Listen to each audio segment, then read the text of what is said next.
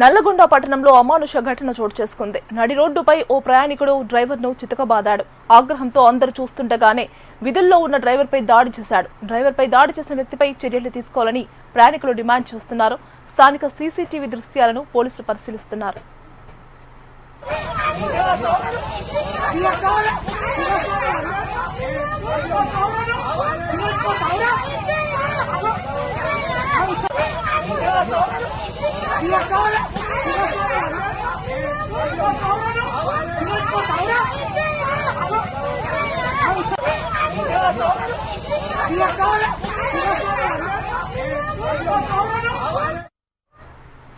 నల్లగొండ పట్టణంలో అమానుష ఘటన చోటు చేసుకుంది. నడి రోడ్డుపై ఓ ప్రయాణికుడు డ్రైవర్ను చితకబాదాడు.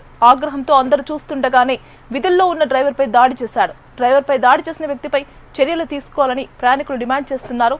స్థానిక సీసీటీవీ దృశ్యాలను పోలీసులు పరిశీలిస్తున్నారు. ఇక ఇదే అంశానికి సంబంధించి మరింత సమాచారం అందించడానికి మా కరెస్పాండెంట్ పరమేష్ ఫోన్లో సిద్ధంగా ఉన్నారు. పరమేష్, గీతిక నల్గొండ జిల్లా కేంద్రంలో అయితే దారుణం చోటు చేసుకుంది. ఏదైతే హైదరాబాద్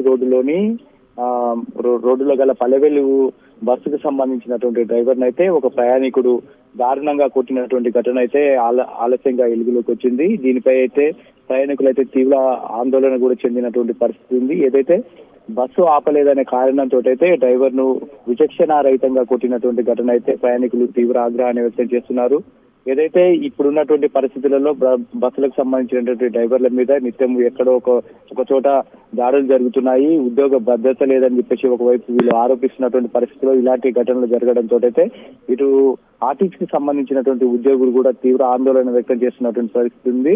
ప్రభుత్వం ఏదైతే ప్రతిష్టాత్మకంగా చేపడుతున్నటువంటి ఉచిత బస్సు ప్రయాణానికి సంబంధించినటువంటి విషయాలలో ఇటు ఆర్టీసీకి సంబంధించినటువంటి ఉద్యోగులు కూడా నిత్యము ఏదైతే ఈ విధులు నిర్వహిస్తున్నటువంటి పరిస్థితులలో ఇలాంటి ఘటనలు చోటు చేసుకోవడం అయితే ఇటు ఆర్టీసీ ఉద్యోగులు కూడా తీవ్ర ఆగ్రహాన్ని వ్యక్తం చేస్తున్నటువంటి పరిస్థితి ఉంది. ఎవరైతే డ్రైవర్ మీద దాడి చేసినటువంటి ప్రయాణికుడు ఉన్నాడో అతన్ని గుర్తించి తీవ్రంగా శిక్షించాలని చెప్పేసి ఇటు ఆర్టీసీ ఉద్యోగులు కూడా డిమాండ్ చేస్తున్నటువంటి పరిస్థితి ఉంది.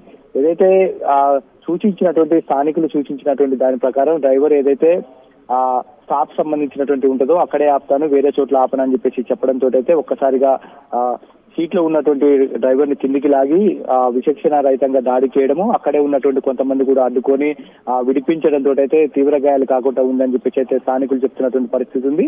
ఏదైతే డ్రైవర్ మీద దాడి చేసినటువంటి వ్యక్తి అనంతరం అయితే పారిపోయినట్లుగా తెలుస్తుంది. డ్రైవర్ మీద దాడి చేసినటువంటి వ్యక్తి ఎక్కడి నుంచి వచ్చాడు, ఎటు వెళ్ళాడు అనే విషయాలు అయితే ఇప్పటికీ పోలీసులు అయితే విచారణ చేస్తున్నటువంటి పరిస్థితి ఉంది. Geethika. Right Paramesh, thank you for the updates.